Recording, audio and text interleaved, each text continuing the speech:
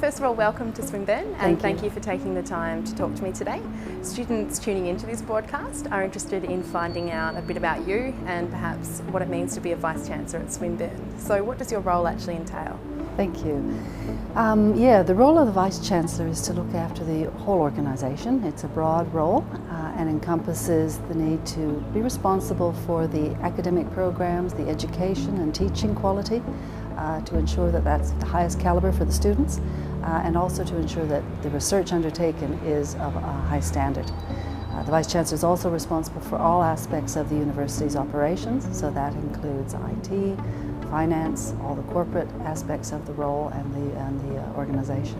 How does your position here at Swinburne benefit the students? Well, it's very important that the students are the centre of what Swinburne does. It's the reason Swinburne exists, really, is to serve the students. And so my role is to ensure that the students receive quality education and that the programs that they undertake really meet their needs, so that they graduate with a degree or a diploma or a certificate that they're proud of. And what do you think are the advantages of being a Swinburne student? I think it's a real distinct advantage to be a Swinburne student. Swinburne University really puts the student at the heart of what it does. The university is known for its links to industry, and we know that students that undertake their courses here really have an opportunity to engage in meaningful education that will hopefully lead them to good employment and good opportunities. The university is the top ranked in the state when it comes to student satisfaction and the satisfaction that students have with the generic skills and the quality of the education they receive. So I think it really is a strong university, and if students are coming to Swinburne, they know they're getting a quality education. What are the changes that you would like to see within the university? The university is on a very strong path. I've inherited a very well-run organisation, and Swinburne's achieving great things, both in terms of its teaching and education as well as in its research programs. I think the challenges for the university going forward will be to navigate the external pressures, the changes in the policy settings, a more competitive environment, financial pressures, to ensure that while we grow, we don't sacrifice quality, and that will be my primary objective. And how do you expect to engage with such a large student population?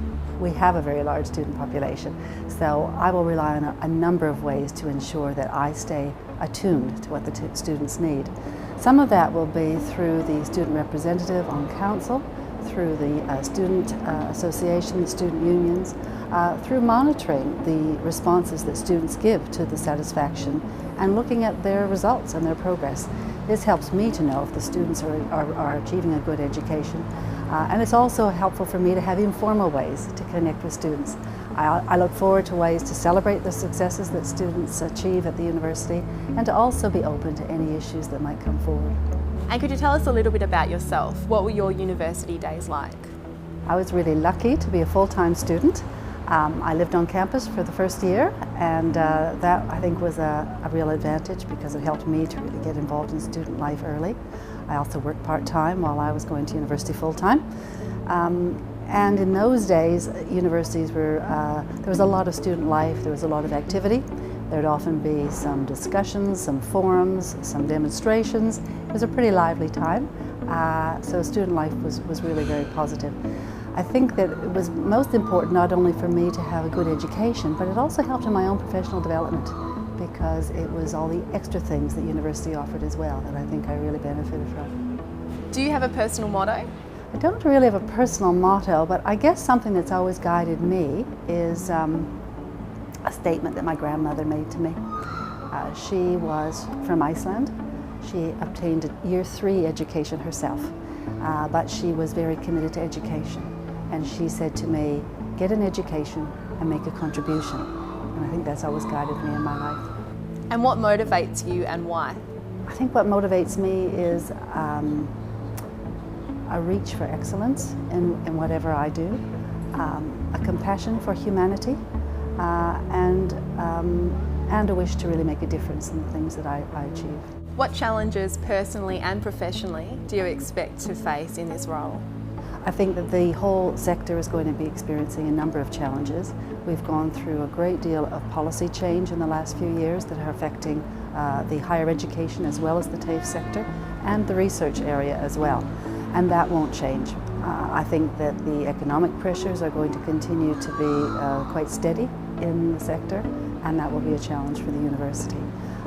So, as the Vice-Chancellor for the university, my role will be to make sure that we manage those carefully, that we stay on course, that we anticipate what those changes might be, and we position the university so that we don't compromise quality or standards.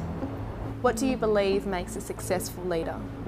I think a successful leader is really about the relationship between the leader and the organization, rather than the individual themselves. And I think if a leader is attentive to what the organization needs and has a good relationship with the people in that organization, then the leader can harness the capability and the talent that's available and really have a shared leadership approach to achieving the ambitions of the organization. So for me, it's always teamwork, and I'm very keen to support a collaborative approach to advance the university. And what skills do you find most difficult to practice, and why? Probably that work-life balance challenge. I think I have the theory down pat, but it's always that challenge of finding that balance, and I can tend to get pretty over-involved in work. So for me, it's remembering to take time for some play as well. And what was the last book that you read, and what principle from the book did you find most important?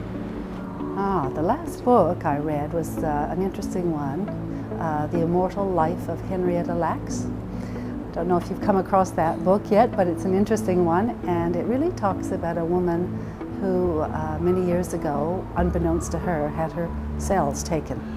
And they became immortal cells, and they were used to create cell lines.